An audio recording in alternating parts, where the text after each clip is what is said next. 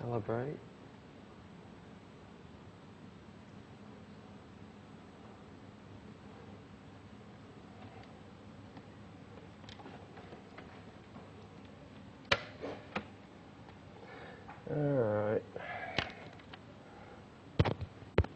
All right, morning all. So yeah, it's a weird week. It's been weird doing the tutes sort of back to front. If anyone here missed a tute this week, I'm not looking at anyone in particular. Jenna? No, I'm not. There's a tute straight after here. I'm just saying, if anyone wants to join the tute this week, Monday's tute moved till after this. There's room. We're in LG56, MCLG56, so that's open to anyone, or anyone that did a tute, didn't experience the Kahoot, and now wants to experience the Kahoot. There will be a standard tute on after this in 56. Clinics are on, yes. Redemptions, I put this up and we don't go quite strict. If you sneak it in the week after, it's all good. But we do try and just keep on top of the redemptions because it's useful. Okay, no other big intro there.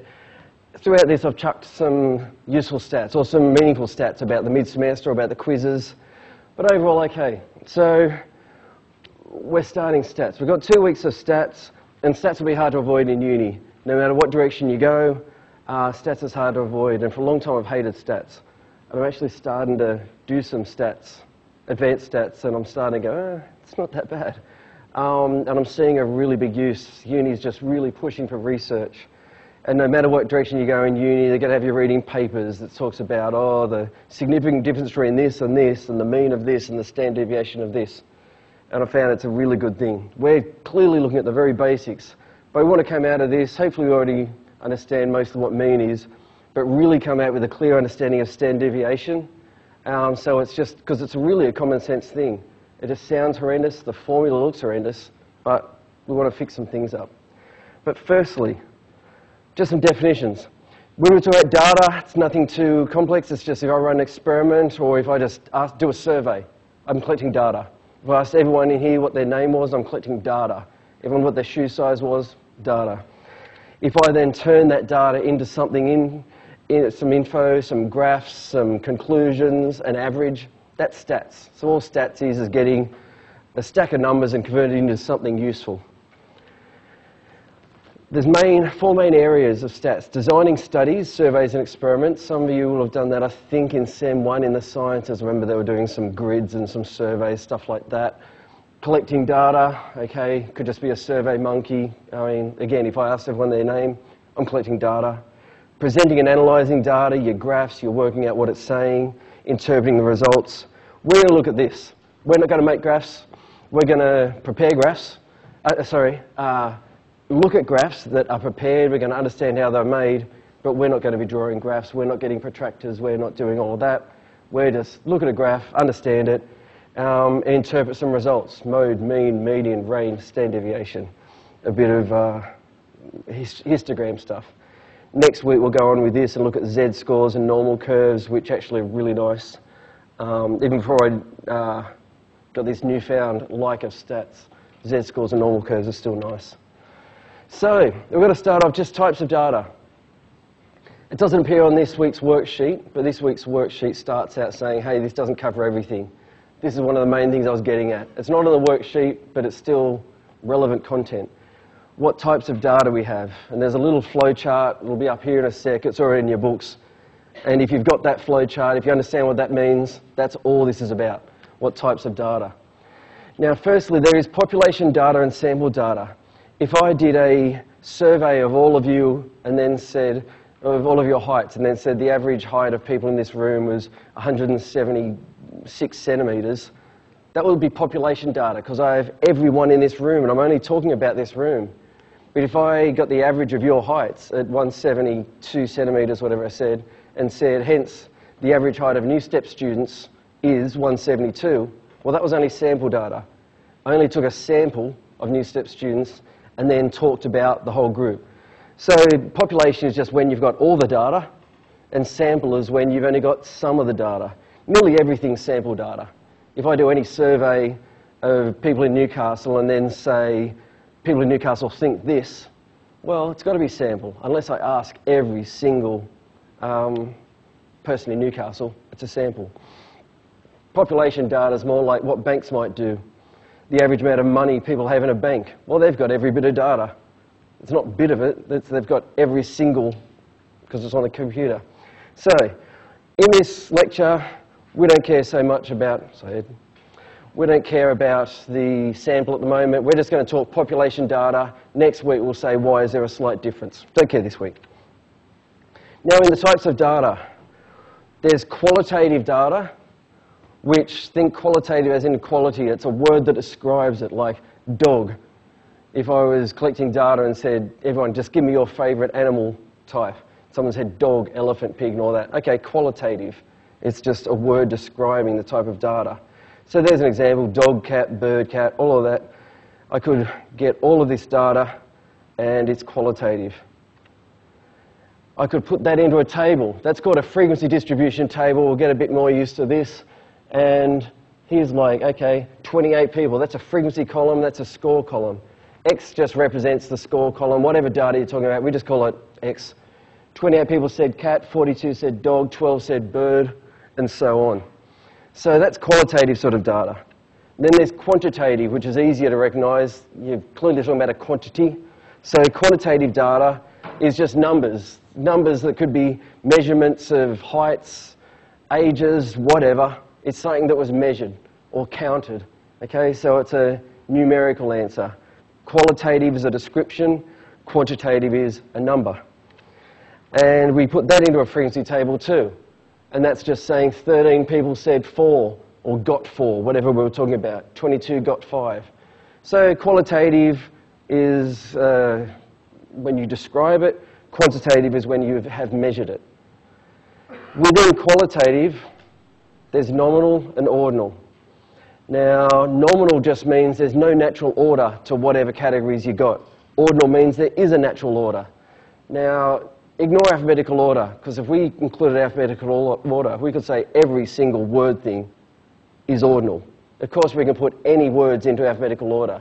So ignoring that, is dog, cat, bird, etc. Ordinal?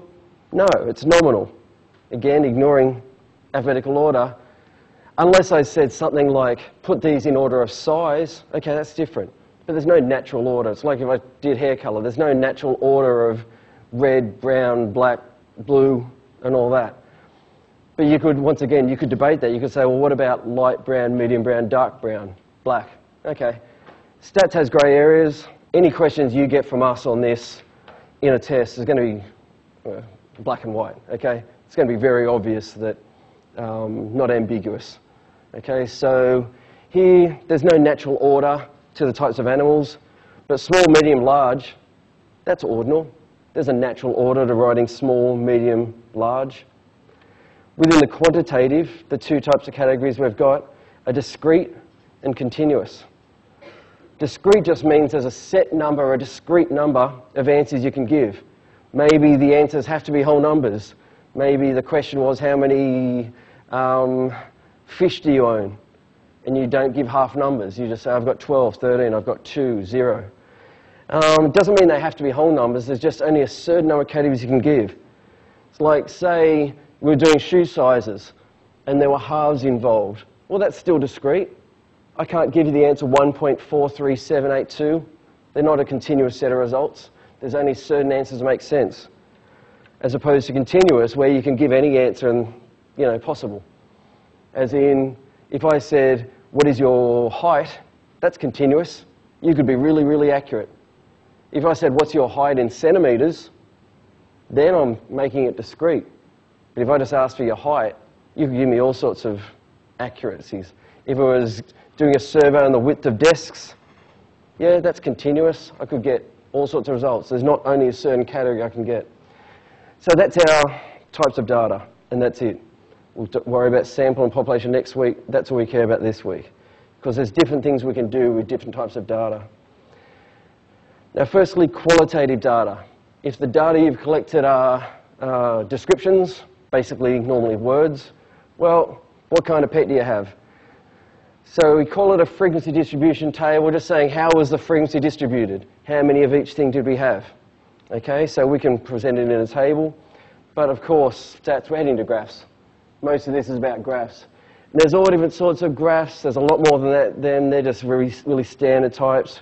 We could look at any of those types of ones, put it up, and we're not asking you the question, when should I use a histogram, or when should I use this? We're just saying, if we presented one to you, could you read it? Could you see what it's saying? That's all. So we're going to look at a few. There's a very basic column graph. So column graphs are the vertical columns. And number of pets owned by type, well, that's just a graph of what we just had in the survey. Clearly there are 8 dogs, 5 cats, and so on. Number of pets owned by type. So 8 people own dog, 5 people own cat, and so on. What percentage of responses were dog? Okay, well here, if I wanted to do this, as soon as I say what percentage of responses, I need to know how many responses we're discussing over the total. So here, if I'm looking at how many am I discussing, well, who said dog? 8 people. And how many total? Well, that's when I do need to count up all categories. I need to see there's 5 there, 2, 3, 2, 1, and 4. So it's 8 out of, and I've just got to add them all up. So 8, I've got 12, 13, 14, 15, 18, 25. So that's the fraction. I haven't done a percent yet. The fraction of responses that were dog was 8 out of 25. Times that by 100, or times top and bottom by 4 if you see it. I know we've got the calculator now, but I can see that that's a 32 on a 100. I would have got the same working out if I just stuck that in the calculator. It's going to spit out 32%, whichever way you get there. Okay, so simple questions like that. That one's just, I'm going to stick in some mid-semester stuff just to see where things are at. That's just a comparison of 2015, 16, 17 for what's essentially the same exam. We've had no major changes in those this year and the last 2 years. So we need to look at that, and I'll compare this to the final. Like the fail was higher, it's getting higher. Am I getting worse? Am I making papers harder? Am I marking them harder? See, that's, are you dumber? What's going on here? And normally what we find is it's normally us, okay? Normally when we look at these things, we're inadvertently making things harder because we get bored. And if the same thing happens in the final, you'll find that we'll change our marking standards on that, and we'll make up. If we were hard in the mid-semester, we'll make up for it, okay? But we'll just do, because the final's very similar to previous years, so we do analysis on that. We do our stats, and if we spot, yep, we've been harder, we'll up your marks accordingly. Okay, HDs are the same as last year. It's as the 2 years ago, sorry, last year it was up a bit. But you can see the credits, incredibly consistent. So in the guts, it's like in the credit zone, we were getting exactly the same percentages. So we do all sorts of stats on this just to really do a self-check, make sure things are okay. The uni demands of us that we do this to make sure year to year we're not, adjusting things. Horizontal bar graph, well, it's just like a column graph. It's just when category names are long, it seems like a pretty superficial difference. Well, it is. It's easier reading them horizontally than if I had them vertically, so fine. We do a horizontal bar graph, and that's fairly clear what that's saying. We've got dot charts. There's a few different types of dot charts, but there is one where the dot just represents the reading. And you can just do it. It's a nice comparison. We've got 2 things on the same part. We call this a legend. So we're saying, look, the teen birth rates by country in 1970 in Iceland was this, 70-odd% birth rates for teenagers. In 1998, it came down to 22, 23%. So clearly, instantly looking at that, you can see something's happening in Iceland, whatever, I don't know. Ireland's the only one that's gone the other way. Ireland's getting busier. Anyway, but you can see that's a nice way to present data as well, to compare 2 things. A divided bar chart, all a bar chart is, and again, we're not saying you need to know the name of them, but hopefully it makes sense. You can see it all adds up to 100. It's clearly just showing, visually, the percentages. Clearly Christianity was the main religion in Fiji. I don't know if this is up to date. I'm stand by none of this data. I just Google stuff. Okay, Hindu 38%, Muslim 8%, other 1%. So just, yeah, there's a divided bar chart, and they can be very useful just to say something very quickly. Clearly Christianity and Hindu is a vast majority. here's just a question to add to that. Given that the population of Fiji is 900,000, how many Fijians are Muslim?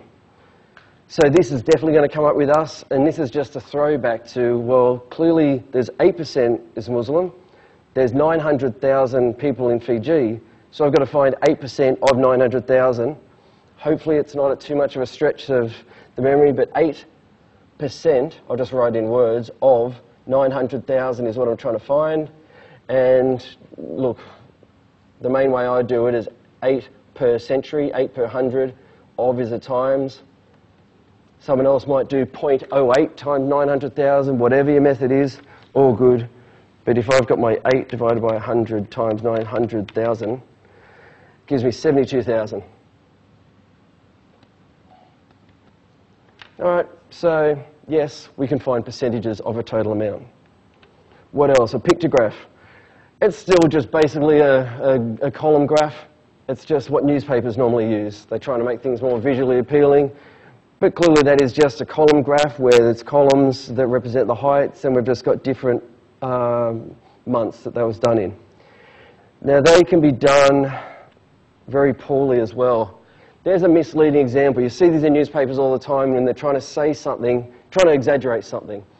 Stats is often looked badly upon. There's all sorts of sayings, I don't know any of them, but about how you can make stats say whatever you want. That's not true. You can't make stats change, unless you're actually changing the data.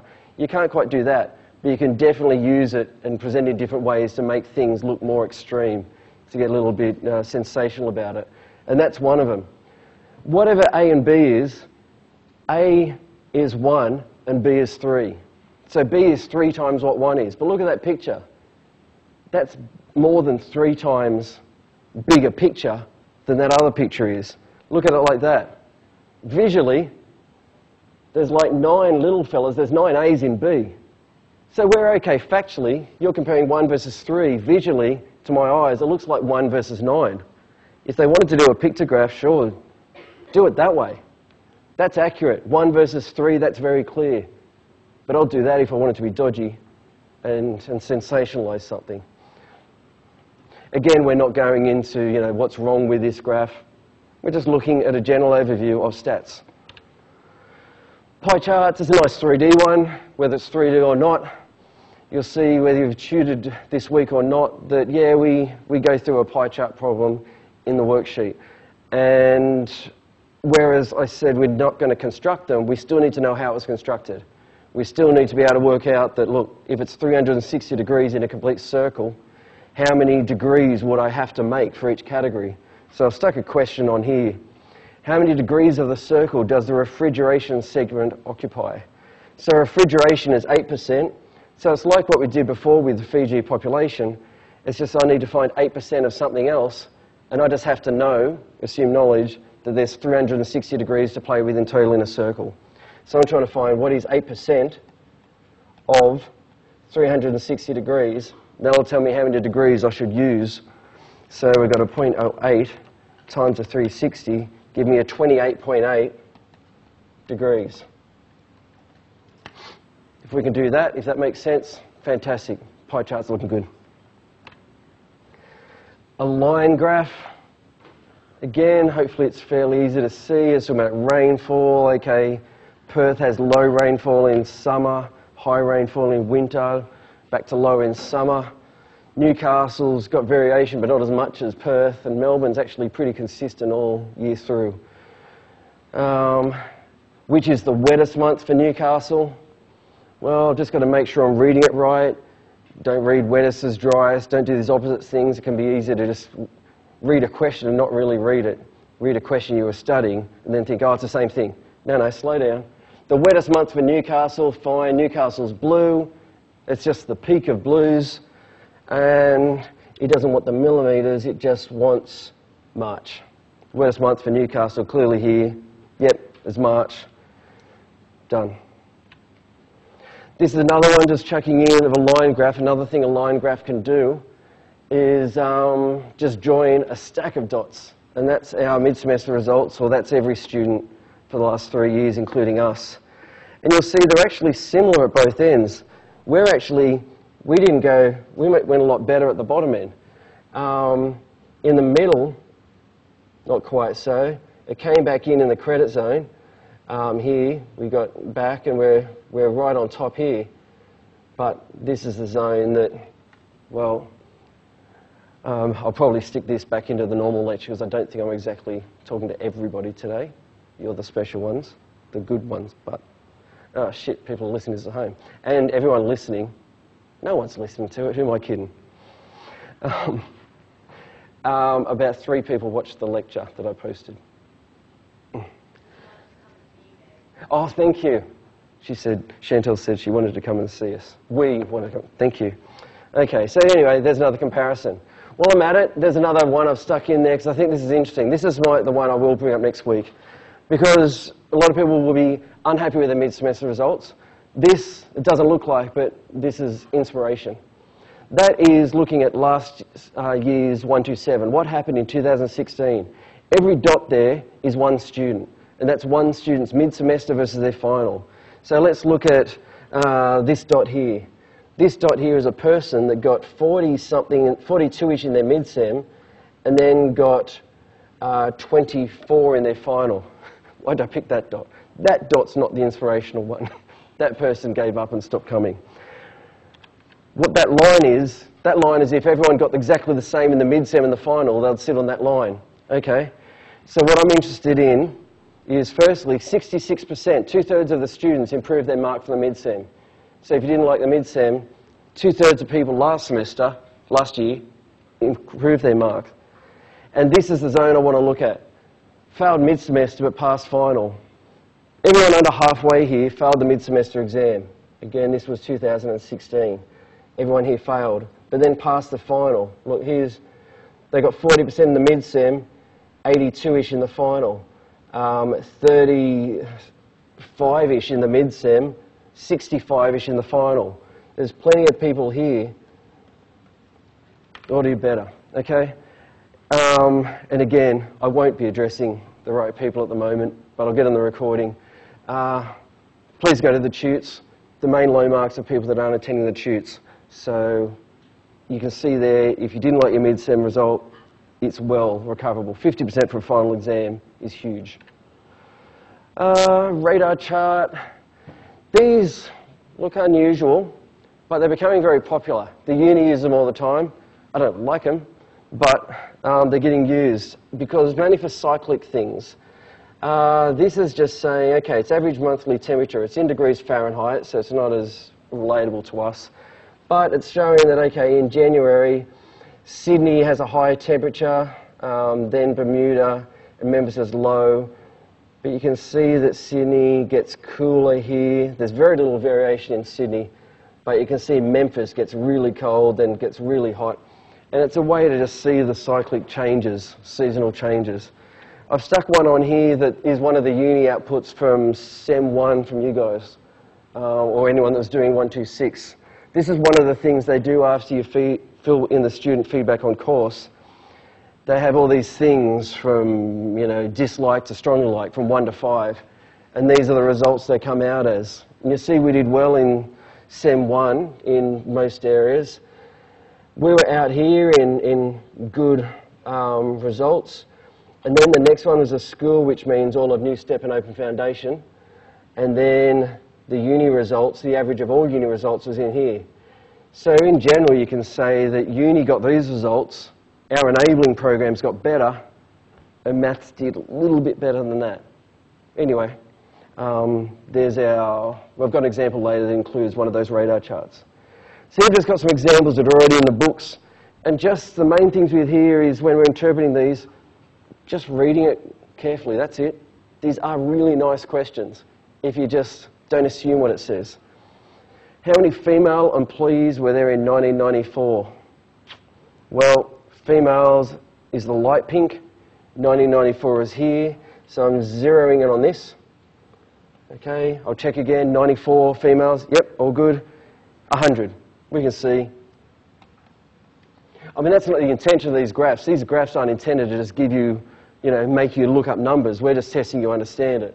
The graph's meant to show trends, but we're just testing understanding. How many employees did the company have in 1996? Well, I only need this now. The main thing here is it just said how many employees, so I want to add the two. I want to average them or anything. I want to say there's 200 male employees and 175 female employees, so I better go 375 all up. There's my 200, there's my 175, and again, because it's halfway between the 150 and the 200, yep, 375. How many more males than females were employed in 95? How many more males than females? Well, yes, there was more males than females. That gap, that's what it's asking for. How big's that gap? That gap is, well, each thing is worth 25, 50, 75. Each gap is worth 25, so 3 of them. So nothing too major there, as long as you're reading the question carefully. Next.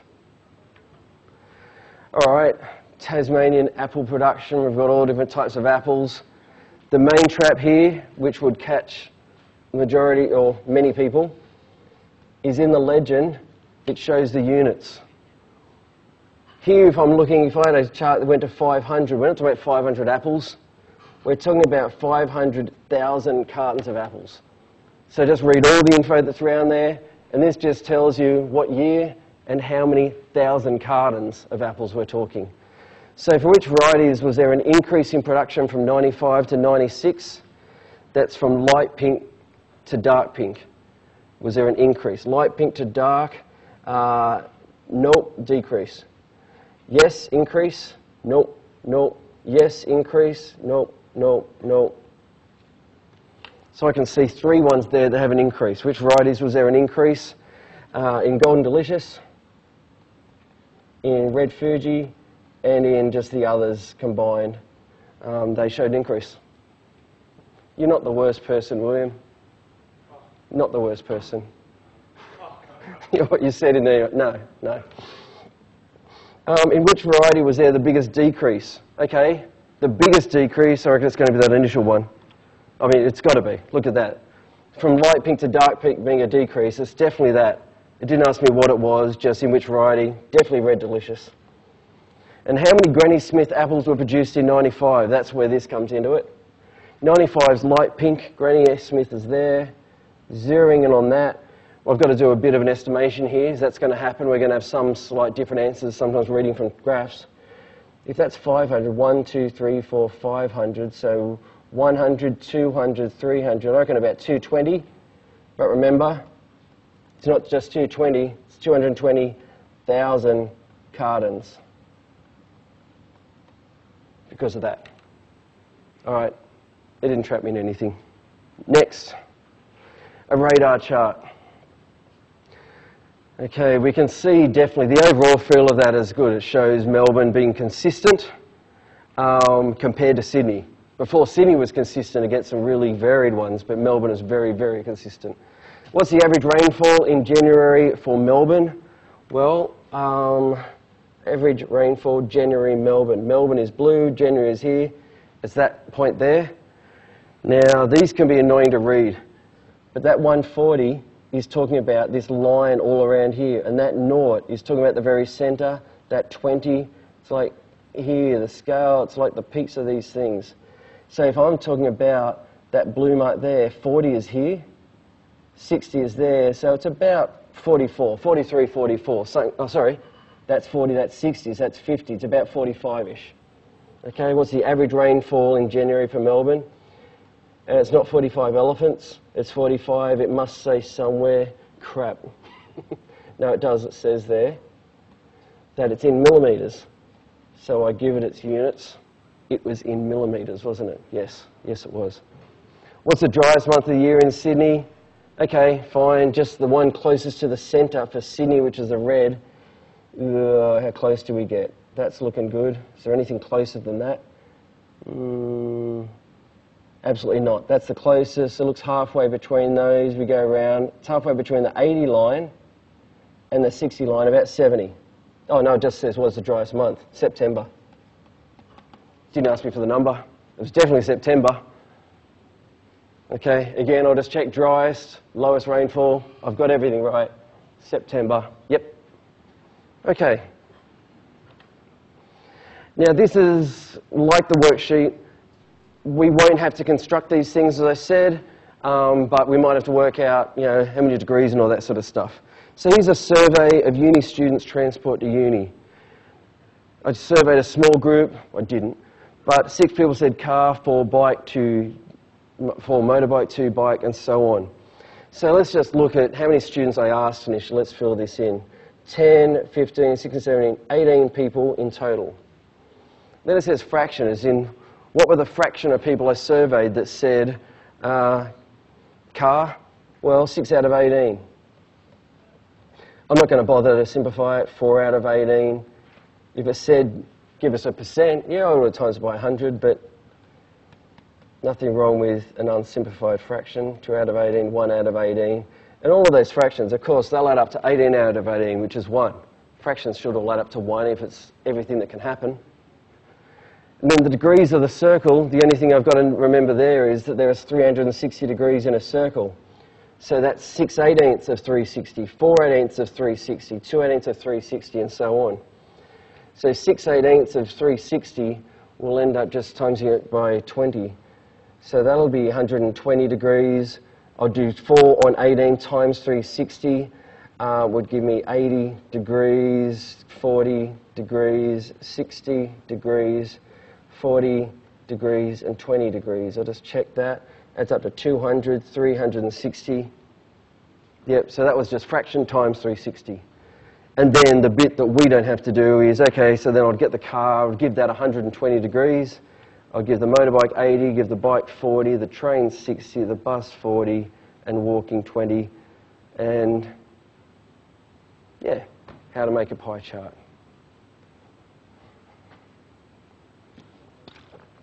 Here's the sort of one we'll chuck at you just to say, can you answer a question off this one? It's real data with a little bit of adjustment just to make the numbers nicer. I should update it. It was 2014. But it was offers to 500 New Step students in 2014 and just what the offers were that people were going for and getting. And you can see other was a huge range. In 2010, it was like a third of the students went to nursing from New Step and a third went to early childhood / primary school teaching. There's still large areas, but other is taken up. There's a lot of people, there's a lot of different degrees people from New Step are going into. Pretty much every degree that's happening, we've got people everywhere, which is great. But this question is just what % of the offers were for nursing? Okay, well, nursing was 35. So it's 35 out of something times 100. Do I have to add up all these numbers? I mean, I could, but it's up there. It's just look for all info. Before you just go jump in and add them all up, don't.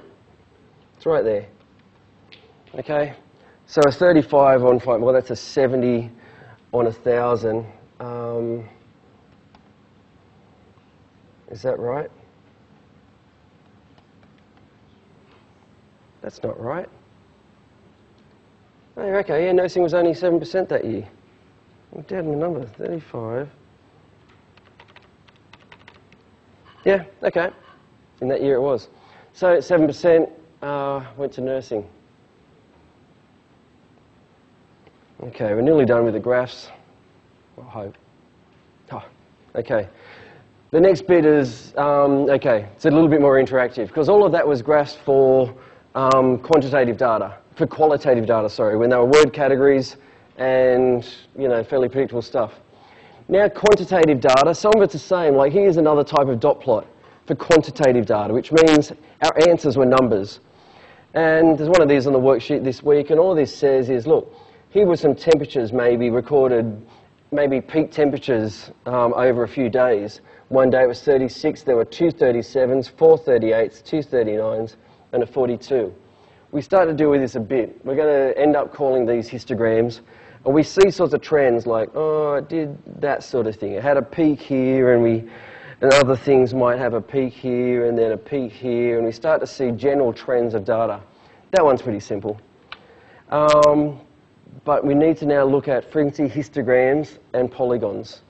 Now, truth is, in undergrad, you still won't have to draw them, okay? We're going to draw some of these. We don't have to construct them from scratch. We're just given a grid, and all we've got to do is some columns there. The reason why we're bothering to do them when undergrad doesn't is just so that we get it. We can look at them and understand, all right, I've drawn a couple of them, I know what they're on about. In undergrad, you just spit them out from a computer program, SPSS. Anyway, here, can we analyse this? There's a frequency histogram. It's saying that Mark scored in a quiz. 4 people scored 1. Okay, there's a 1 mark, and it's got a 4 height. A mark of 2 happened 9 times, great. A mark of 3 happened 6 times. Okay, it's just a visual representation, and again, you can say that, look, the data's got that sort of pattern going on. Okay, so let's just do it, see how we made it, because this is exactly the sort of question we might have to do. Okay, whether you've got a ruler or not, you know, we can handle it. We did in the last mid-semester. But create a frequency histogram with the following data. A score of 5 happened 4 times. So what we do is, we don't just, I mean, you can do 5, you can see that it's going up to there, but we draw a box that straddles the 5. Okay, the sides of the boxes go halfway between it and the next number. So sure, I normally put dots there. I'll just make sure my dot ends up in the middle. Okay, this is how we construct a frequency histogram. The next dot is a score of 10 happened 5 times. All right. 15 happened 7 times, up to the 7, and then down to the 3, and then down to the 1, and then up to the 2. All right. There's us constructing a frequency histogram. Just think they're just columns that straddle the x values and don't have gaps between them. All columns touch each other. This week we're going to do only 2 types of graph constructions like this. The frequency histogram and the frequency polygon, which is basically like this but joining the dots. Okay, so there's a frequency histogram. The frequency polygon, it's like the same thing, okay? It's just, all they've done is join the dots. Instead of drawing boxes, they've joined the dots. Like, look at this one. The score of 1 happened 4 times. Score of 2 happened 9 times, 3 happened 6 times, 4 happened 7 times, 5 happened 3 times, 6 happened 1 time. The only difference they've done from joining the dots is they've also gone back to a 0 for the previous result and a 0 for the one after the last result. So polygons are just dot joining and taking the ends down to the axes, just to illustrate there was 0 of these and 0 of these, but we had stuff in between. So here it's easier constructing it than doing it. Here I will just do dots. 5 is going to be up at 4, 10 is at 5, 15 is at 7, 20 is at 3, 25 is at 1, and 30 is at 2. All right, there's my 6 dots. Now I know one step was just join them, all right, with straight lines. And that'll be jagged. It's what it's meant to be. And the last step is just to connect it to the axes. 1 step to the left, go naught, and 1 more step to the right, go naught. Note which one's which. You'll often get asked us to draw them on the same thing, frequency polygon.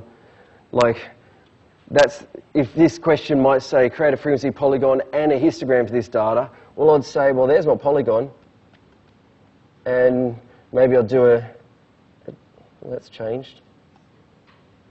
Maybe I'll do a different colour. It's same dots. If I want to do the histogram on the same one, I'll just straddle all the dots. Again, this question in the book didn't ask for it, but this is the way we do it. We don't get you to draw it twice. And I'll just say that's the histogram. So have it noted somewhere that the histogram is like the columns and the polygon is just join the dots. I don't really have a good mnemonic, a good memory thing for... I mean, polygons are any shape made up of straight lines, if that helps. But I don't know. Sorry?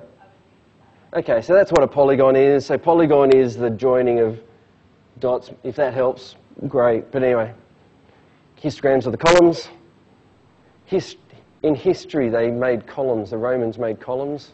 No? Stop? Okay. But they did. The Romans made columns. Histograms are okay. Try and... there's a pre-constructed one. We're not going to make ones this horrendous, but just to note, there are other histograms which are put back to back. And again, it's good for newspapers and stuff when you just want to get a good overview. There's a lot of numbers in that, in a table which will be off-putting. And just to show that, okay, I can see this distribution. There's a lot of these people around the 25 to 45. And show any key differences. It can show years, males, females. So that's another way to do histograms on the side. We're just going to do them like we did. And here is when I started drawing these lines on them and said, well, okay, sometimes I might draw a histogram and it just looks like this, and then this, and then this, and then this. And if I draw a curve of it, over it, you can see, yeah, it's just some normal sort of nice symmetrical thing. And that will tell me something about the data. If that was the curve for our mid-semester results, it would say, you know, most people got 50%, people went down to 0 and up to 100. That's not our curve, but that's, you know, you can read things from that. Our curve would look more like this one, and we call this left skewed. Most of the results were in this range, got some people getting really high, and not that many people getting down to 0, okay? The peak would be closer that way. Now, this can be real off-putting. It could be easy to think, well, hang on, why is that left and negative? It's because, you know, the number line's got left, down the left has got negatives, and up the right it's got positive. So it doesn't matter which word you use, left or negative, but you'd be forgiven if you thought, well, hang on, isn't that right skewed? The hump is to the right. When you talk about skew, you talk about where is your tail. If it wasn't for this tail of data, if it wasn't for these few bad results of noughts, it would look symmetrical, but it's got a tail to the left, okay? Or think it's a whale. Where's the tail? It's to the left. Its tail is at the left. Its tail is to the right. That whale's a bit of a sex pest, I think. It's not, anyway. Another way I've seen people do it is say, if you got this curve and push it with your left hand, you'll turn it into this. Left skewed. I skewed it with my left hand. Okay? But to be grown up about it, the tail of the data is to the left, you're left skewed. Or negatively skewed. I use left and right.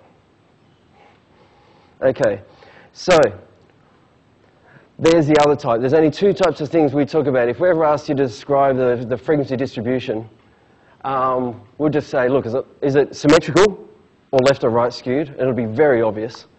And this is the other thing. Unimodal just means it's got one mode. We're going to describe modes soon as where it occurred, the thing that occurred the most. Unimodal means it's got just one peak. Left or right, I don't care. All of them are unimodal. They've all got one peak. But clearly that's got one peak, that's got two peaks, that's got multimodal, that's saying less and less.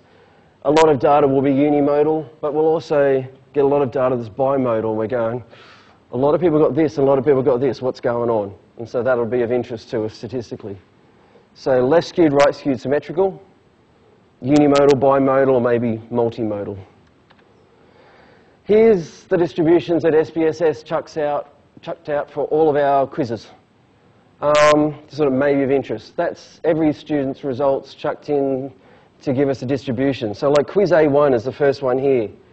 Quiz A1, okay, that wasn't great. You can see it's very left skewed, as in there's a slight tail to the left, but really the most popular result in quiz 1 was 9. There was the 7s and 8s, so we kicked off with some really high results. Quiz 2, it was still good, but 10 was very rare, okay? Quiz 3, we hit linear functions and started to say, I don't like this, okay? Interestingly, the 10s are up, so some people really liked it, but on the whole, we started getting a lot more down here. Quiz 4, that was the applied linear functions, where we had half marks in there. So that looks a bit odd, but there wasn't too much down the very bottom. Quiz 5, oh, that was drawing graphs and parabolas. Yeah, didn't like that, did yous? And quiz 6, the logs, sort of looks like it's given the bird. But it's definitely, you can see how the mean is moving to the left. I'm not saying, our topics are getting harder. That's understandable. And we're getting more sick of it. And that's understandable too. I thought I'd chuck in B1. What's happened this week so far? That. People aren't liking this week. 2 weeks off, does brain not good. But anyway, out of interest, if you're doing the quiz after this and you're thinking, oh God, what's it going to be like? That's what it's going to be like. Okay? Don't put too much pressure on yourself. We'll see what happens. Okay. So summarising data. Data by itself is not much use until we use stats. Okay, a table of data of number, we go, yeah, fine, okay, whatever. We want to summarise it. Now, the two main ways to describe it, measures of central tendency and measures of dispersion. Measures of central tendency just means, where's the middle of the data? Okay, here's all this data, fine. What's the average? That'll tell me more. Okay, fine, here's everyone's score for the mid-sem. The average was 65%. Okay, that's a measure of central tendency. Everyone stacked around a 65% mean. Measures of dispersion says, how far were they dispersed? So how, sure, the mean might be 65. That could mean either everybody got 65 or only the middle mark was 65 and a lot of people got down here, a lot of people got up here. So central tendency, where is the middle? And dispersion is how far was it spread? First, we're going to look at central tendency, which is mode, mean, median. So we want to define, hopefully redefine, especially if you do general maths, some of this will be definite repetition, mode, mean, and median. And they're all three measures of central tendency, and each one has its own benefits. Mean is going to be our most used, of course. Okay, we've heard of plenty of time. Well, we'll get to it. But we've got to start with mode. With mode, I always just think of the first two letters. Mode starts with MO. It's the most frequently occurring result. So the mode of the mid-semester didn't have to be 65%. The mode is who got, what mark did most people get? What mark happened the most? And it could be in the middle, doesn't have to be. Let's look at this data. Say there were quiz marks of 7 students. The mode of that data is 4, because what result happened the most? 4. There was 1, 2, 3, 5, 7, 9, but there were 2 4s. So mode is just what happened most. What about if the quiz marks were 4, 4, 5, 6, 7, 7, 7? I could say, look, 4's happened a lot and 7's happened a lot, but 7's happened the most. The mode's 7. Okay? 7 happened the most. And if 2 observations occur the same number of times, like say this one, it's not in order. It's always good to put them in order, but because it just spots it, if I've got a 2, a 4, a 4, a 5, a 7, an 8, and an 8, that shows me, oh, my mode there is both, because that's useful info to me. Of course, in real life, we'll have bigger sets of data than this, but it would be interest to me to say that 4 and 8 were both popular. The mode is 4 and 8. Okay, so it's okay, as you saw in the picture, to be bimodal. Technically in the picture, like this mode is like saying when they're exactly the same. Okay? In the picture, they weren't exactly the same. We still call that bimodal. There's something happening. But in terms of answering a mode question, just what score or scores happen the most? What if they occur at the same times? 1, 2, 4, 5, 9. Do any scores happen more than the others? No mode. What if I've got 2, 2, 4, 4, 7, 7? You wouldn't be marked wrong if you said the modes were 2, 4, and 7. But the quickest answer is say there's no mode. No score happened more than the others. No mode. Okay? There were 2 2s, 2 4s, 2 7s. No number stood out more than the others. So some examples, then we'll take the break. Find the mode of the following data. I don't have to write in order. Okay, if I just look carefully, a 2 and a 2, a 3, a 4 and a 4, 7, 9. Okay, there's 2 2s, there's 2 4s, 2 and 4. Okay, the next one, 11, 12, 13, 14, 16, 36, there's no repetition. What's the mode from this? 2. Be careful of multiple choice. Can you see that 18 might be a tempting thing to answer? Because as soon as someone says mode, I'm looking for the biggest number, and 18 is the biggest number. But as someone said, the answer is 2. What score occurred the most? 2 happened 18 times. 2 is the mode. Absolutely. What's the mode? 2. Mean, we'll come back to that. Let's put the 10 minutes there.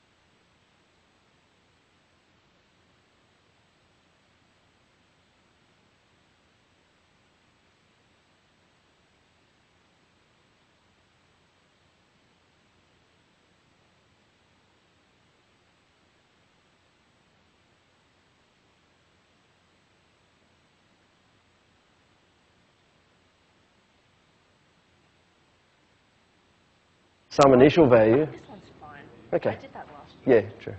Okay. All right, so we looked at mode. Now mean. Mean is the same as average. Okay. So, and there's poor old Dawson. Now we call the mean and average. There's no difference at all. It's exactly the same thing. Okay.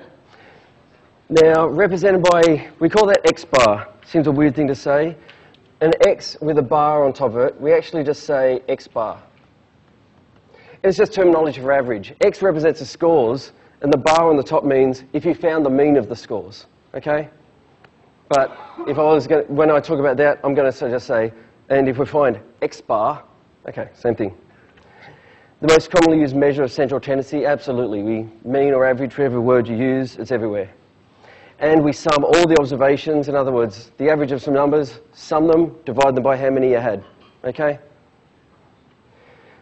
Now, these formulas, there's a few formulas coming which really you don't even need. You can, if you want to ignore these formulas, you're absolutely welcome to. But in terms of stats, it's not a bad thing to get used to. That just this, I'm here. Okay, that's X bar, that just means mean. That's a capital sigma. It's a Greek letter. All that means is sum. Okay, it may be the letter sigma, but as soon as I see that in terms of maths, that just means sum. Okay? In every mathematical subject, that means sum. So what that formula says is the mean is if you sum all your scores and divide by the number of them. Okay? We'll come back to this one.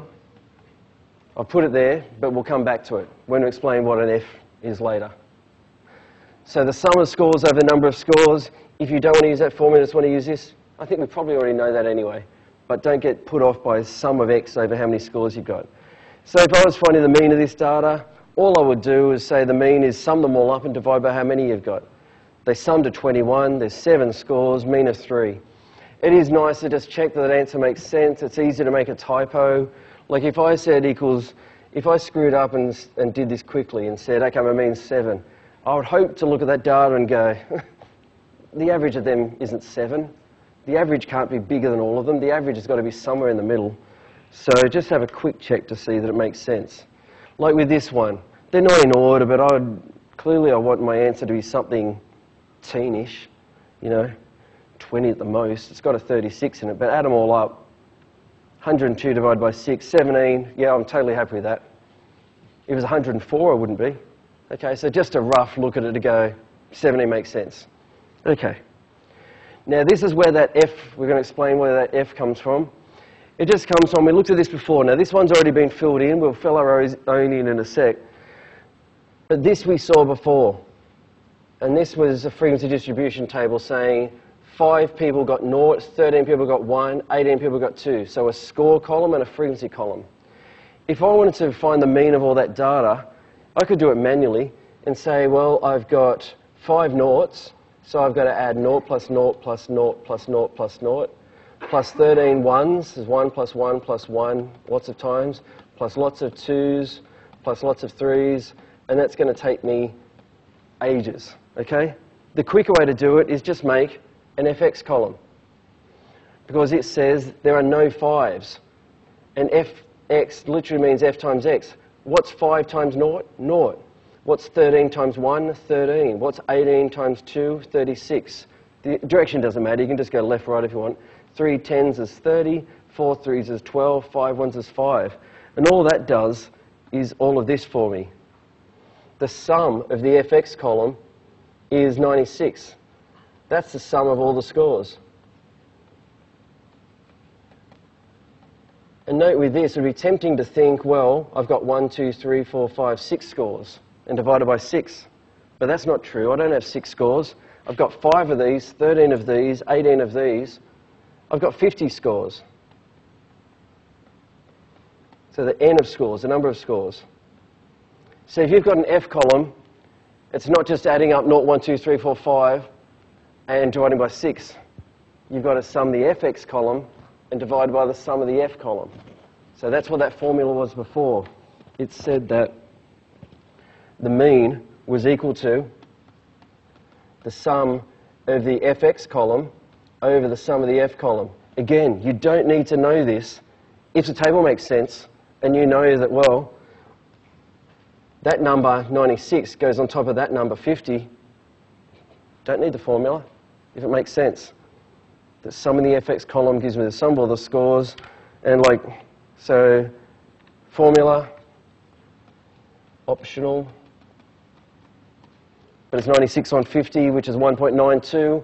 Again, especially in these, just look at your data and see, does that make sense? 1.92, something 2-ish, yeah, I'd believe that. If I divided that, if I accidentally said, well, it's 96 on 6 equals 16, I would hope I'd stop myself, look at that data and say, the average of numbers 0 to 5 is not 16. And I would have picked up my mistake. Okay, so let's do some SLs. Firstly, straight up, there's no trap in means. My mean is just sum them, 12, 15, I've got 20 over 1, 2, 3, I've only got 5 scores. My mean is 4, I'm pretty happy with 4. The one under it, find the mean of the following scores. That blank column left there is for the FX column, because that just helps me add them up.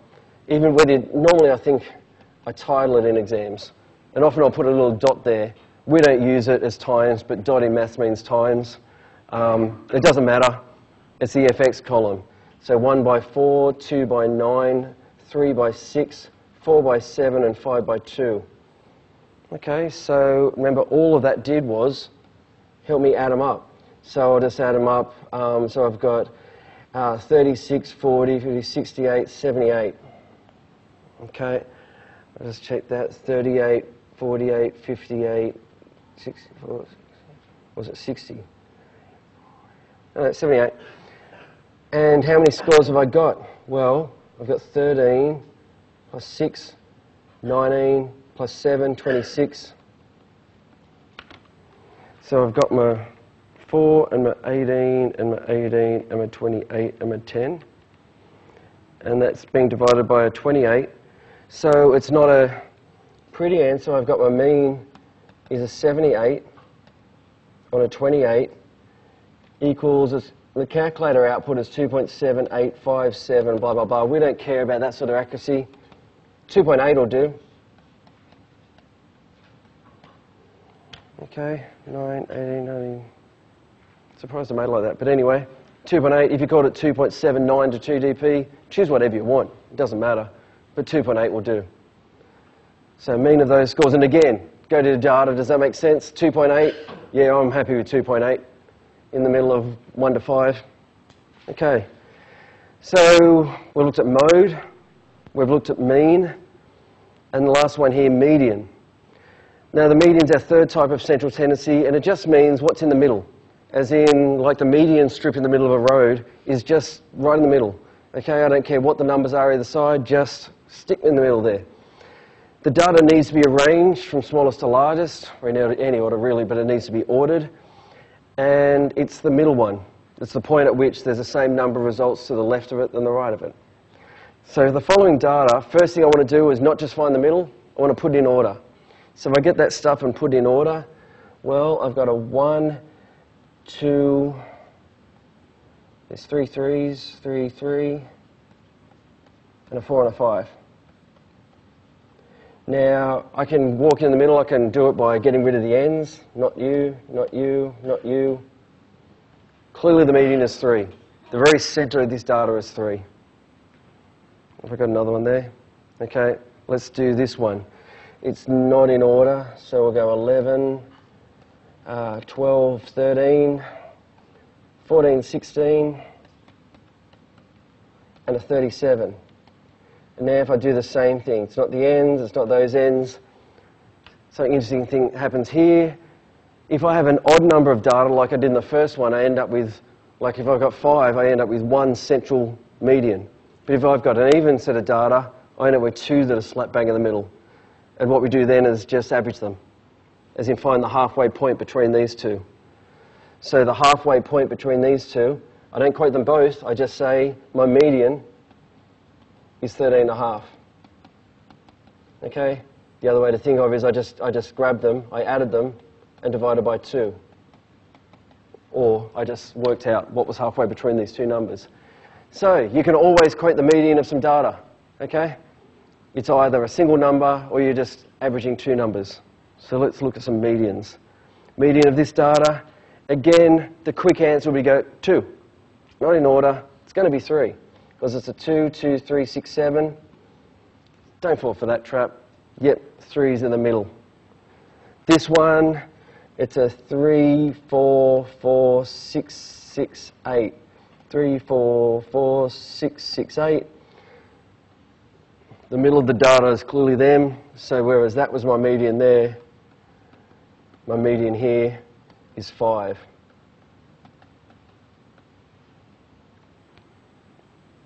Okay. Notice also, I'll just say, we'll talk about it later, why is median used? Well, imagine this last number was 846. The median is still 5. The mean of this data would be much increased, but the middle of the data is not affected by 1 or 2 or 3, huge results. Really high, really low. It's not affected. It steps and just says what data is sitting in the middle. So there's a time and a place when that's more useful if you've got these outliers, these big results. Now, that was only for little things. That was easy for me to count in the middle. What if it was the median of 100 results? I don't want to write out all 100 results, taking the ends off and find my way into the middle. So we need some sort of technique. When the data's in a table and there's a stack of results, that means I don't have to manually walk my way into the middle. Firstly, I'm going to do what I was doing with the hands, and I do this always. If I've got an odd number of n, an odd number of data, I think about 5. I think out one hand and think, when I've got 5 scores, it's the third. So when n equals 5, the median is the third. When n equals 7, the middle is the fourth. When n equals 9, the median is the fifth. And this is just coming up with, well, what about if it was 50? I just want to know which score to go for. And we just look at the trend. That's a little formula that'll do it for you. If you want to find the median of some odd data, add 1 to the number and then halve it. Add 1 to 5 as 6, halve it as 3. Add 1 to 7 as 8, halve it as 4. It's just a method. Some people will halve the number and then round it up. Half of 5 is 2.5, round up to 3. That works. But there's just a little formula if you've got odd scores. So if I wanted to do that, 50's not odd. No. If I had 39 scores, I wanted to know which one's the middle one, I'd add 1 to it, then halve it. Add 1 as 40. Okay, so I've had 39 scores. I'll just want to find the 20th. What if it's even? When we think about 10 numbers, it's these two. But even's easy. Because if I've got 10 numbers, all I care about is the 5th and the 6th. All I've got to do is halve the number and grab the next one. So if I, again, this terminology might look horrendous, but n on tooth just means if n is 10, 10 on tooth is the 5th score, and the 5th plus 1 is the 6th score. So all that is saying, if I've got 200 bits of data, I want the halfway mark, I want the 100th score, and the 101st score. Okay? The halfway and the next one. So let's look at that. Here's an example. Find the median score for this data. Now note, I don't just go, all right, outside, outside. The median is 2.5. Because that's not true. That would only be true if there was one of these, one of these, one of these, one of these, one of these, one of these. But there isn't. If I want to do this manually, I'd have to say, well, I'd write it out and say there are 5 noughts, and then there are 13 ones, and I would be writing for ages. And then there were 18 twos. Yeah, yuck, no. So what do we use to help us find the middle score? We're going to use a CF column, which is a cumulative frequency column. But we're just going to call it CF. And I'll show you how to make it, then show you how to use it. The cumulative frequency column just adds up all your frequencies. Okay, all it's going to do is, well, so far how many frequencies we've got, how many scores we've got? We've got 5. Then we've got 13.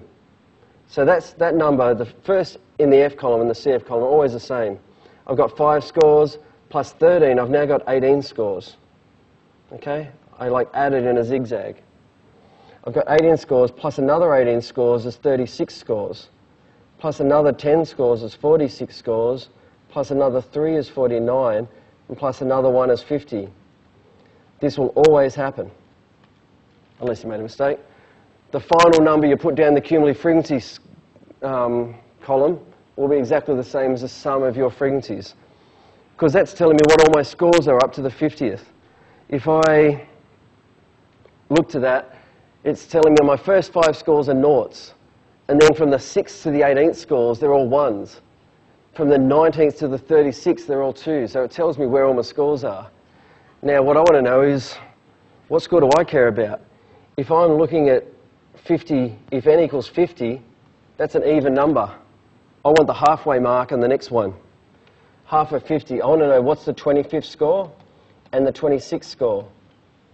Can anyone see from that what the 25th and 26th scores are? It is 2. I'm going to get rid of this for a second. Look at what that says. After the 18th, the 19th, all the way through to the 36 scores are all 2s. That includes 25 and 26. They were 2s. The 25th score is 2. The 26th score is 2. The median is the average of 2 and 2, which is 2. Okay? So the CF column we only ever do just to be able to help us find the median without writing them all out. So we'll do another one of them. Okay, here's one. Find the median score for this. Again, very predictable sort of question. It's all set up. It may or may not be labelled, but you just got to lock in. There are only 2 special columns we make in these ones. When we're doing the mean, we use the FX column to sum up all the scores. When we're doing the median, we use the CF column to find the middle of the data. That's it. There are 2 special columns. Mean is for FX, median is for CF. So here it's median, I want CF, my cumulative frequency column. Well, I always start with the same result as the F. I've got 6 scores so far, plus 12 scores gives me 18. Plus 2 scores gives me 20. Plus 7 scores gives me 27. Plus 7 scores gives me 34. Plus 6 scores gives me 40. I'll add these up and make sure it should add up to 40 as well. I'll just do it backwards just to check. Got 20, 22, 24, 34, plus 6. Yep. Everything's going well. If I've got 40 bits of data, have I got 1 score in the middle or 2 scores in the middle? 2. Even data has 2 scores, the halfway mark and the next one. So I want to know what's my 20th score and what's my next one. What's my 20th score? There are 2 of them. What is the score? 14. Yep, so grab the right column. My 20th scores stop there. Yep, so my 20th score is a 14. As in, after the 18th score was 13, the 19th and 20th were both 14s. What's the 21st score? 15. The 21st all the way through the 27th are 15s. So what's my median equal to?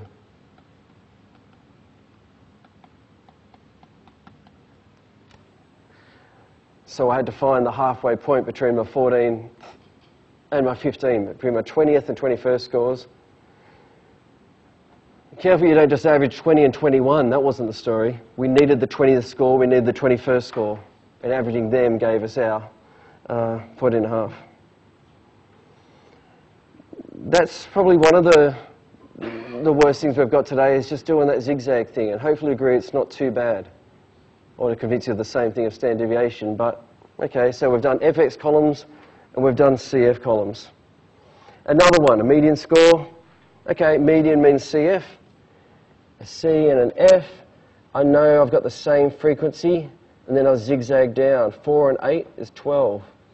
12 and 7 is 19. 19 and 3 is 22. 22 and 2 is 24, and 24 and 1 is 25. Again, if I had these, 3, 6, 13, 12, yes, everything's good. However, it's an odd number of scores now. What's the central score for 25 scores? Take it up and halve it. Take 25 to 26 and then halve it. It's the 13th score. All I want to report is what's the 13th score?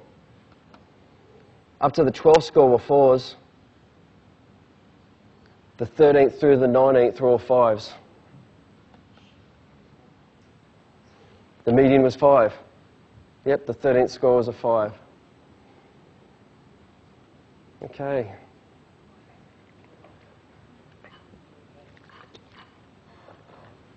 Okay, this one, I won't take long on this. I just want a quick, and it's not, we're not going to test you on this.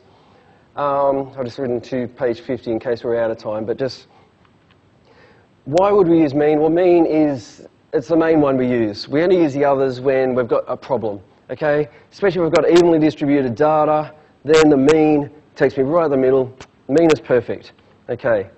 Why would I not use the mean? Well, the mode is the only measure of center appropriate for nominal data. Like, say, I just made up these numbers. Say some shop sold this weekly sales of Coke.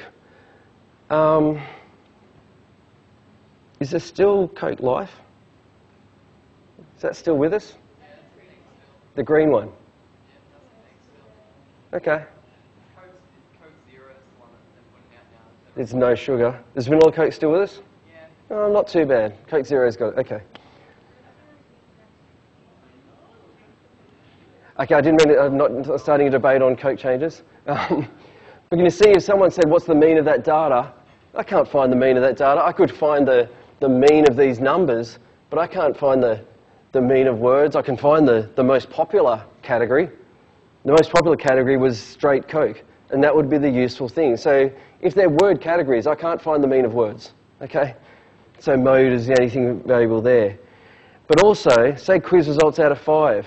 I could find the mean of these scores, but what is of more interest to me as a person into stats is the mode. Why was the scores of 1 and 4 were the most popular? So a mode, the mean would maybe tell me the mean was 2.5 or something. But I'd rather, it's more useful to me to find the mode of 1 and 4. Okay, so if you've got bimodal data, it can just be a more useful thing to report. And also sometimes the mean gives us a poor indication. Like, look at that data. Or sometimes the mode gives a poor indication, I meant to say. In that data, the mode is 1, but it's not a measure of central tendency as it's meant to. In general, the mode is meant to tell you the center of the data. Look at that data. 1 is not the center, it's the minimum. So mode has its good and bad points. Median, as I looked at before, is mainly best when you've got some really high or really low numbers. Okay? We call these outliers. So if, say those results, if I just grab 5 students at random, what they got in the mid-sem, we got a 0, a 62, 63, 67, 72. The median would be better here than the mean because, well, the mode, there's no mode, so that wouldn't be any use to me. The mean is 53%, but is 53% really representative? Clearly, one person's not into it. Turned up for selling whatever, okay? The median is 63. It's the best result there. It was not affected by that 0. So, as I was just saying, time and place for all of them. Now, this is the main thing I want to get into, and dispel any myths about standard deviation. The first, we're only going to do 2 measures of dispersion. Remember, central tendency was where's the middle, dispersion was how wide was it spread. And the simplest measure of dispersion is just range, highest minus lowest. First, we look at those 3 samples of data. There's some samples of whatever happened. One was 6, 7, 10, blah, blah, blah. One was 7, 10, 14. One was all 10s. And the mean says they're all the same. But they're not all the same, are they? Their middle might be the same, but they're not all the same. There was a big variation in sample 1, medium in sample 2, and no variation all in 3. That's why we need some second number, some measure of dispersion. Now, range, as I said, is the most basic one you can do. And just go, well, instead of just reporting, here's our means, great. But what about our range? Highest minus lowest is 14 minus 6. 14 minus 7 and 10 minus 10. Even just that really rough measurement tells me more about the data than what I had. Sure, the means are all 10, but the ranges are different. But, of course, the range only hinges on a top number and a bottom number, so it's not very accurate, as in it doesn't tell you about all of the data, It just tells you about the very extremes. If we look at range, there's some couple of questions here. Well, if I had get asked a range of a dot plot, well, you're late. You're meant to be here sem 1. Anyway, it's all good. Just up there if you want to. No? Fine. Okay. 6, 1. What's the range of this? Just 5. You don't quote the range as high minus low. I mean, you calculate it, but the range is just 5. 6 minus 1 is 5. The range of this data, well, it's just made up data on quizzes. Say one student, that's their quizzes. And I do hate reading these things, but the minimum result you can see is down here on this thing, which is 2. The maximum result is way out here. That's the 10 line, that's the 8 line, it's halfway, but it's 9. Okay, so range is very simple. Clearly not something I want to spend a lot of time on. That is. Okay, so what is standard deviation? It's a measure of the average spread around the mean. So it's saying, okay, we've got a mean. On average, how far is each number spread from the mean? What's the average difference? Deviation is just a difference. It's a deviation from the middle. As opposed to a deviate, it's a deviation from the middle. So, yeah. So I check the prices for a certain model of laptop. JB Hi-Fi is selling them for $720. Good Guys $730. Out of date. Dick Smith for $750. Domain for $760. The average of these prices, slap bang in the middle, is $740. Okay, no debate on that. What is the standard deviation? All prices, would you agree, are around 10 to 20 bucks from the mean. That's 20 bucks under the mean, that's 10 bucks under, that's 10 bucks over the mean, and 20 bucks over. So on average, they're about 10 to 20 bucks from the mean. The standard deviation of these prices is approximately 15 bucks. What I want out of this to make sense, that what does the standard deviation of 15 mean? It just means, on average, they're about 15 bucks away from the mean. Okay, so if the mean is 740 and the standard deviation is 15, someone might say, is that big or small? Well, can't ask that question. Okay, compared to what? If I went to another town, if I went to Lightning Ridge and did this and compared, probably wouldn't have 4 places, and maybe I got the same mean, but the standard deviation was 100 bucks, well, that would be saying some people are really charging a lot and some people are really undercharging. So how big or small is standard deviation depends on what you're discussing, depends compared to the mean. But at 15 bucks, I don't think that's probably higher than normal.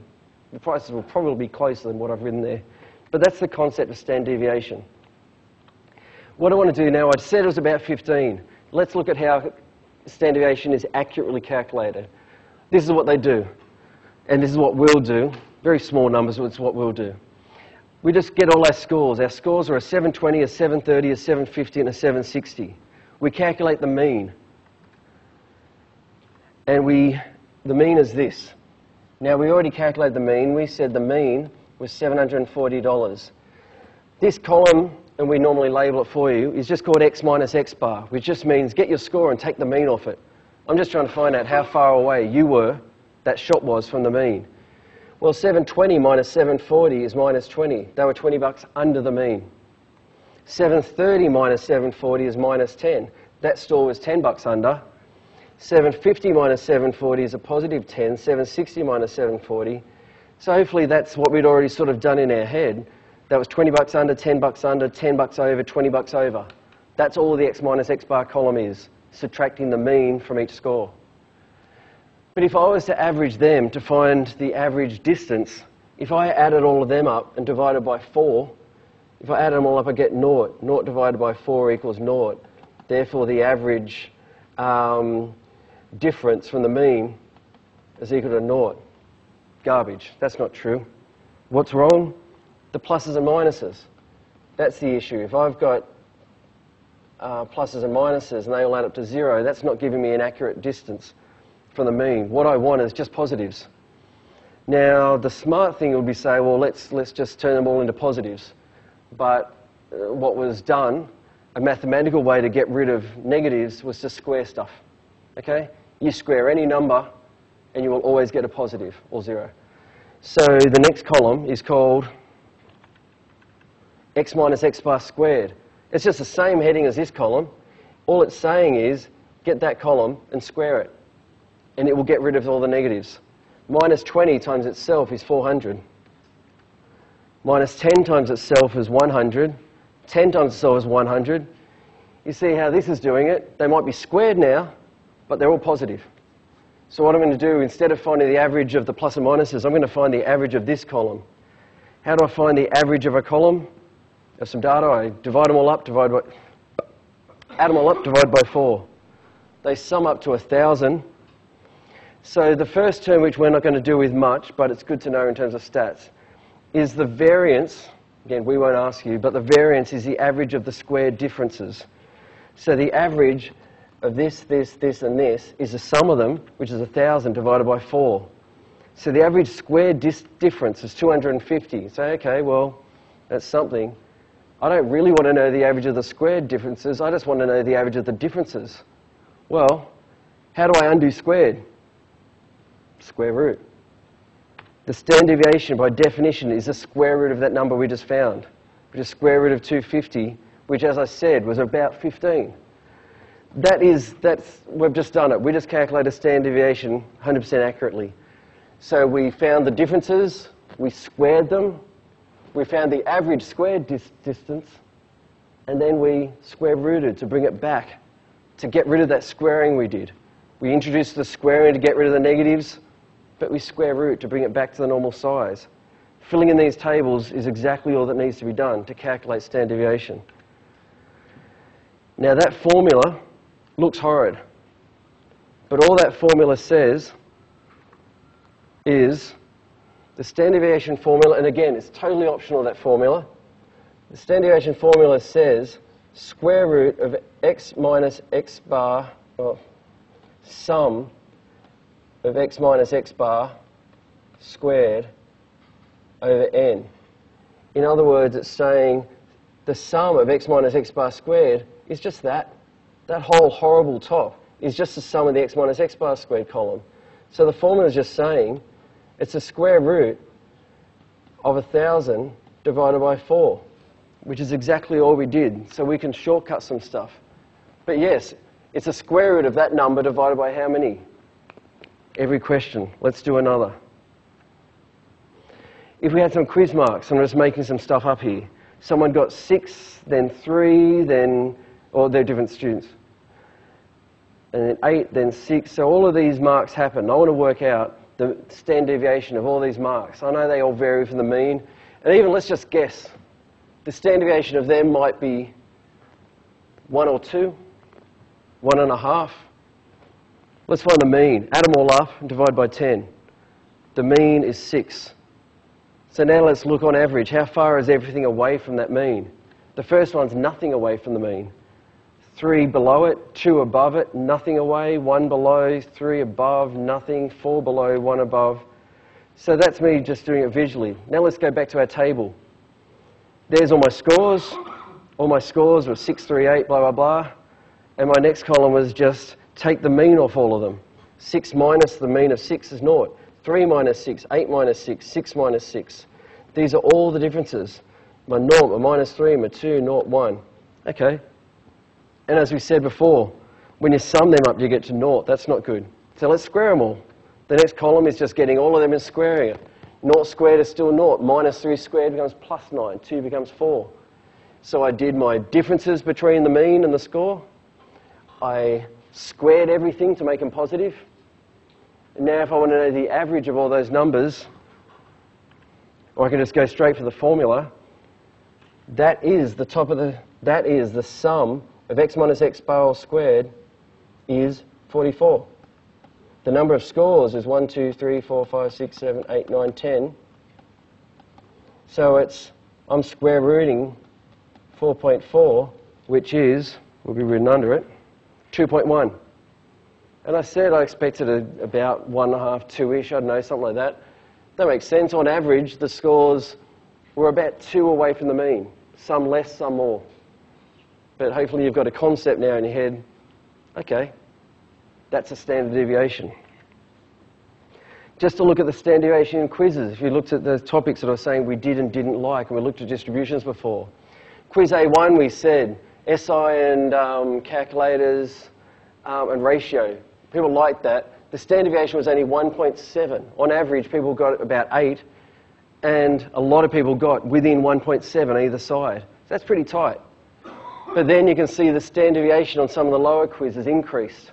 When the marks got lower, we had more variation in data. More people high, more people low. High standard deviation here, A5, was very high because just for marking it, people either did those sketches on the resource sheet or didn't. There were lots of 8, 9, 10s and lots of 0, 1, 2s. So we got a large standard deviation. This week, we're sitting at 5.6 and 2.5. So we've got another week where some people reviewed it, some people didn't. Large standard deviation. So you can see it's of use, and it's going to come at you in stats. The other thing I was just going to say, just something that might be of interest to you, is there were the quizzes all the way up to the mid-sem. And you know, in the mid-sem, question 1 was A1, lecture A1. Question 2 was lecture A2. That's all the quizzes, and this is how all of us went in that section in the exam. Look how similar it was. In the quizzes, you all got 81% with a standard deviation of 17%. In the same work, in the mid-sem, you got 82% and 13%. So things really kept fairly consistent. Was there any A2 dropped? The A2 knowledge that people had didn't last till the mid-sem. Things got better in A3, worse in A4. Some people went back and fixed up A5. I'd hope redemptions might be part of that. I don't know. But anyway, it's fairly consistent. But while we're at it, while I'm chucking things in, while we're at it, are redemptions working? I mean, I do a lot of this stuff to try and work out, you know, what's good things and what's bad things. All this is saying is, the A1 average percent of people that do redemptions, people that did redemptions got 74% in quiz A1, then did a redemption and increased their mark to 85%, and then in the mid-semester they got 83. Line 1 is showing success. They got 74% of his content, redeemed it up to an 85, and still kept up. So the knowledge they got stayed for the mid-sem. A2 shows redemptions failing. That it was a 65%, the redemption mark got up to 82, but they still only scored at a 65%, so redemption didn't work. A middle one, A3, took 50 up to a 72, knowledge kept at 62, and this one is better. The closer we were to the mid-sem, the more redemptions meant something, whereas A5, we got from really bad quizzes to a good 64 and kept it at 62. So just again, in general, I'm just chucking stats at you that we play with. That still doesn't show 100% success rate, that's for sure. But in general, it shows redemptions are worthwhile sticking with. And that was the N on the end, is how many people did redemptions for those quizzes. Okay. So now let's get to the guts of it. We're finding standard deviations. Every single standard deviation question is exactly the same with different numbers. We just find the mean. Okay. If I want to find the standard deviation of these scores, I need to know the mean to subtract off every score. 1, 2, 3, 4, 10. 1, 2, 3, 4, 10. Great. Let's add them up. 3, 6, and 4 is 10, and 10 is 20. 1, 2, 3, 4, 5 scores. So my mean is 20 over a 5. Okay, my mean is 4. Great. X minus X bar means take 4 off every score. 1 minus 4, 2 minus 4, 3 minus 4, 4 minus 4, and 10 minus 4. The next column says, get me and square it. Okay, minus 3 squareds are plus 9, minus 2 squareds are 4, minus 1 squareds are 1, naught noughts. And then sum this column, 36, 37, 41, 50. Now remember, the sum of x minus x bar squared in the formula is just that number. How many scores have I got? I've only got 5. My answer is root 10, which is, to one decimal place, at 3.2. This is what the bottom half of this week's worksheet was, and if you did a tute before today that I skipped, so I thought it's just not going to make sense, I hope now it will. There's a few where we just fill in the columns. Let's do another one. Can I just check, is this like second last or something? Second last, okay. So I need a mean, add them all up, They all add up to 20 again, but this time it's 20 on 4 scores, so I've got a mean of 5. Let's take a 5 off everything. 1 minus 5, 5 minus 5, 5 minus 5, 9 minus 5. All right? Column, just square them. 16, 0, 0, 16. Add it up, 32. I hope I'm not just rushing. I hope I'm making the point that, look, they're the same. The sum of x minus x bar squared is the number 32. Yeah, it does that.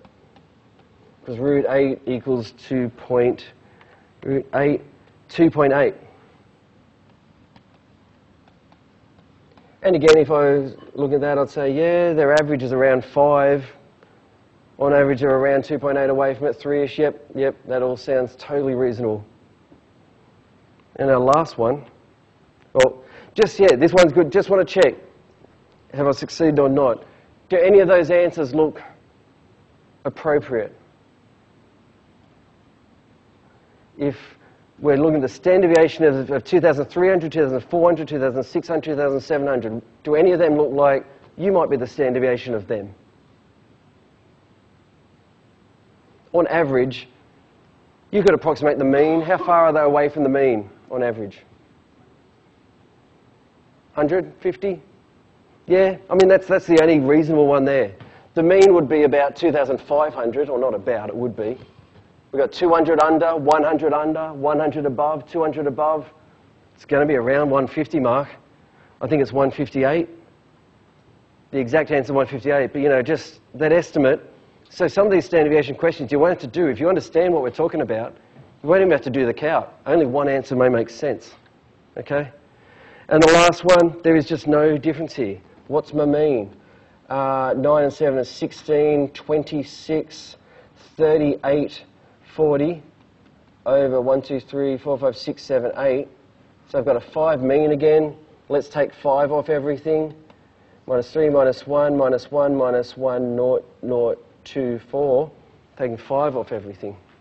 Let's square everything. No negatives are going to be in the squared column. That happens a lot. Don't do it. Never. Shouldn't happen. The only reason for doing a squared column is to get rid of negatives.